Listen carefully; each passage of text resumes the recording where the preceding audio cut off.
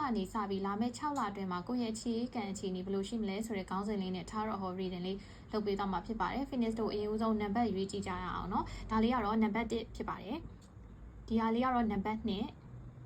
နောက်ဆုံးဒါလေးကတော့နံပါတ်3ဖြစ်ပါတယ်ကိုယ်စိတ်ကိုအစွဲဆောင်နိုင်ဆုံးဖြစ်တဲ့ PC လေးတစ်ခုရွေးချယ်ထားပြီးနံပါတ်မှတ်ထားပြီးပါပြီးရင်တော့ Phoenix နဲ့အတူတူ reading လေးကိုကြည့်လို့ရပါပြီ Phoenix ကဒီပထမဆုံးပစ္စည်းလေးကိုရွေးချယ်ထားတဲ့သူတွေအတွက် Tarot Hall Reading လေးစပြီးတော့ဟောပြောပေးသွားမှာဖြစ်ပါတယ် Tarot ကတ်လေးတွေကို Phoenix အရင်ဆုံးကြည့်တဲ့အခါမှာ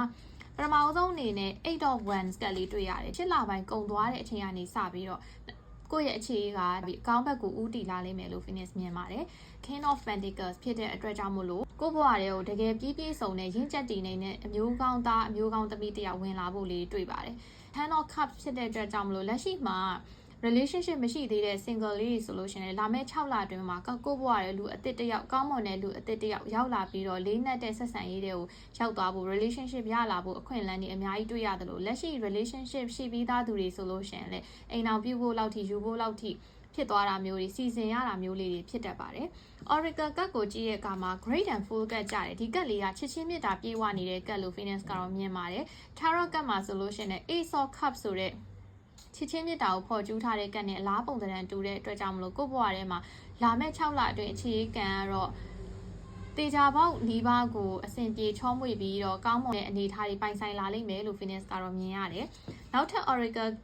ကတ်တစ်ခုဒီ Imagine and Emission ဖြစ်တဲ့အတွက်ကြောင့်မလို့ဒီနံပါတ်1ကိုရွေးထားတဲ့သူတွေဒီအခြေအနေနဲ့ပတ်သက်လို့ရှိရင်ကိုယ့်ရဲ့ manifestation တွေဖြစ်ချင်တဲ့ဆန္ဒတွေကိုအကောင့်ထဲပေါ်တဲ့နေရာမှာအောင်မြင်အဆင်ပြေနိုင်ပါတယ်အဲ့တော့အခုကစပြီးဘာသာရေးလေးကိုတေချာလေးလုပ်ပါ manifestation လုံးလို့ရတဲ့နီးလန်းလေးတွေကိုသုံးလို့ရတယ်နောက်တစ်ခုကအဆောင်လေးတွေရက်တရားလေးနဲ့ try ကြည့်မယ်ဆိုလို့ရှိရင်ကိုလိုချင်တဲ့ partner ပုံစံကိုလိုချင်တဲ့ဖူးစာဘက်ပုံစံကိုလိုချင်တဲ့ချစ်ချင်းမြတ်တာပုံစံကိုလာမယ့်6လအတွင်းမှာရာနှုန်းပြည့်နီးပါရလာနိုင်ဖို့တေချာတယ်လို့ Phoenix ကတော့ပေါ်ချယ်ထားတဲ့နံပါတ်2ကိုရွေးချယ်ထားတဲ့သူတွေအတွက် Phoenix Tarot Hall လေးကြည့်ပေးသွားမှာဖြစ်ပါတယ်အဲ့တော့2ကိုရွေးထားတဲ့သူတွေဒီ King of Pentacles and then King of Cups ကကြတယ်လို့အလယ်ကတ်တည် The Chariot ကကြပါတယ်အဲ့တော့ကတ်နံပါတ်2ကိုရွေးထားတဲ့သူတွေလာမယ့်6လအတွင်းမှာအခြေအနေနဲ့ပတ်သက်လို့ရှင်ရွေးချယ်စရာ2မျိုး2ခွပေါ်တတ်တယ်ဥပမာကိုယ့်ဘဝထဲလူ2ယောက်ရောက်လာတာ2ယောက်ကြားကိုရွေးရခက်နေတာမျိုးကိုယ့်ရဲ့အတိတ်ကလူနဲ့လူအသစ်ကြားထဲမှာဘယ်သူရွေးရမှမသိတာမျိုးဒါမှမဟုတ်လူ1ယောက်နဲ့ပတ်သက်ပြီးတော့ရှေ့တိုးနာနောက်ဆုတ်ရကိုဆုံးဖြတ်လို့မရတာမျိုးလူ2ယောက်ဖြစ်ဖို့တော့ပုံများတယ်ဘာတချို့တွေအတွက်ကတော့3ပွင့်ဆိုင်အခြေရေးတွေကိုရောက်သွားတတ်တာလေးတော့အနည်းငယ်ဂရုစိုက်ပေးပါအဲ့တော့ကနမနှစ်ရွေးထားတဲ့သူတွေကတော့လာမယ့်6လအတွင်းမှာအခြေရေးနဲ့ပတ်သက်လို့ရှိရင်ဆုံးဖြတ်ခက်ရွေးချယ်ရခက်လမ်း2ခွပေါ်တတ်တဲ့ဂိမ်းတော့မြင်ပါတယ်အဲ့တော့ Oracle deck ကိုကြည့်ရတဲ့အခါမှာThe Tall Tale ဆိုတဲ့ကတ်လေးလာကြပါတယ်ဒီကတ်လေးကကြတော့ဘာလဲဆိုတော့ကိုယ့်ရဲ့အခြေအရစိတ်ကူးရင်စံနေလိမ့်မယ်ကိုကလည်းစိတ်ကူးရင်အိမ်မက်တွေအများကြီးမက်ဖြစ်လိမ့်မယ်လို့မြင်ရတယ်ပေါ့နော်စိတ်ကူးရင်စံနေလိမ့်မယ်လိုရာထက်ပိုပြီးကိုကအတွေးတွေလွန်နေတာမျိုးလေးတော့ရှိတယ်တခုရှိတာဘာလဲဆိုတော့အခြေအနေနဲ့ပတ်သက်လို့ရှင်ပေါ့နော်ကိုစိတ်ကိုတော့ကိုရိုးသားရမယ်ကိုဘာတကယ်ကိုလိုချင်တာတကယ်ဘာလဲဆိုတော့သေချာသိရမယ်ပေါ့အဲ့ဒါမှပဲကိုရဲ့အခြေအရပို့ပြီးတော့အဆင်ပြေနိုင်တယ်မဟုတ်ရင်တော့ဟိုလူရွေးရမလို့ဒီလူရွေးရမလို့ဘယ်လမ်းကြောင်းယူသွားရမလဲဆိုတာမျိုးကြီးဆုံးဖြတ်ရခက်တတ်တယ်ပေါ့နော်အဲ့တော့နောက်ဆုံးတစ်ခုအနေနဲ့က go with the flow ပေါ့အဲ့တော့ဒီမှာတော့ဒီကက်လေးကဘာပြထားလဲဆိုရင်အခြေအနေနဲ့ပတ်သက်လို့ရှင်ကိုဒ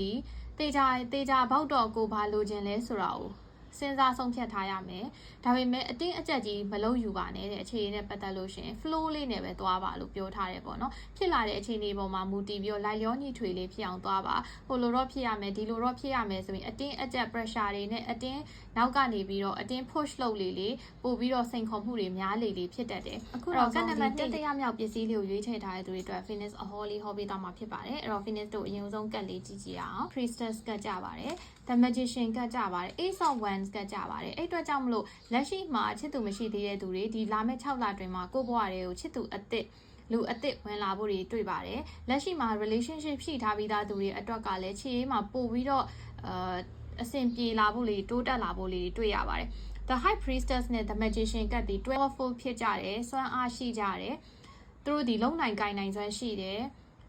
ဖန်တီးနိုင်စွမ်းတွေတွေ့ရတယ်เนาะအဲ့တော့ကိုနဲ့ match ဖြစ်တဲ့ကိုနဲ့လိုက်ဖက်ညီတဲ့သူမျိုးနဲ့စုံစည်းရမှာမျိုးဖြစ်တတ်တယ်အများသောအားဖြင့်တော့လူအသစ်ဖြစ်နိုင်တာပေါ့နော်လက်ရှိထက်ဆိုင်လူအသစ်တော့ပိုဖြစ်နိုင်တယ်ဒါပေမဲ့လက်ရှိလူရှိနေတဲ့သူတွေအတွက်ကလည်းနှစ်ယောက်နဲ့တယောက်ကြားထဲမှာပို့ပြီးတော့ဟိုလိုက်ဖက်ညီလာတာမျိုးလည်းဖြစ်နိုင်တယ်လို့ Phoenix ကတော့မြင်တယ်ပေါ့နော်အဲ့တော့ Oracle ကတ်လေးကိုကြည့်တဲ့အခါမှာ exposed and reveal ပေါ့နော်ဒီမှာတော့ဘယ်လိုမျိုး message မျိုးပေးထားလဲဆိုတော့ကိုယ့်ဘဝတွေကိုလူအသစ်တွေဝင်လာလိမ့်မယ်တဲ့နော် လက်ရှိလူပဲဖြစ်ဖြစ်ကိုယ့်ဘဝထဲကိုလူအစ်စ်ဝင်လာတဲ့သူနဲ့ပဲဖြစ်ဖြစ်ဘယ်လိုပဲဖြစ်ဖြစ်အခြေအနေနဲ့ပတ်သက်လို့ရှင်ကိုက decision တွေကိုလောမချပါနဲ့တေချာလေးပေါ့နော် The High Priestess ကလည်းလေးလာတယ်နှက်ဆက်ဆက်သုံးသက်တယ်နှက်ဆက်လေးလာတယ်ဆို message မျိုးတွေ့ရတယ်ဒီကတ်နဲ့ပေါင်းလိုက်တဲ့အခါမှာဘယ်အရာမဆိုလောမချပါနဲ့အချိန်တေချာယူပြီးတော့မှကိုရွေးချယ်မဲ့လူဒါမှမဟုတ်ကိုဆုံးဖြတ်မဲ့အနေထားအခြေအနေကိုတေချာသုံးသက်ပြီးတော့တေချာပြည့်စုံသိပြီဆိုတော့မှပဲဆုံးဖြတ်ချက်ကိုချပါဆိုတဲ့ message လေးတွေ့ရပါတယ်အဲ့တော့နောက်ဆုံးအနေနဲ့ကတော့ဗာတွေ့ရလဲဆို learn from life ပေါ့နော်ဘဝအတွေ့အကြုံတွေကနေသင်ယူပါတဲ့အဲ့တော့ကို့မှာအရင်တုန်းကအခြေမှာကြုံခဲ့တာကြီးလည်းရှိမယ်တခါတလေမှာလူတစ်ယောက်ကအခြေမှာဒီလိုထပ်တူညီသောပြဿနာလေးတွေထပ်တူညီသောအခက်အခဲလေးတွေကိုပဲထပ်ခါကြုံနေရတယ်ဒါဆိုတာဘာကြောင့်လဲဆိုတော့တခါတလေမှာ universe ကနေပြီးတော့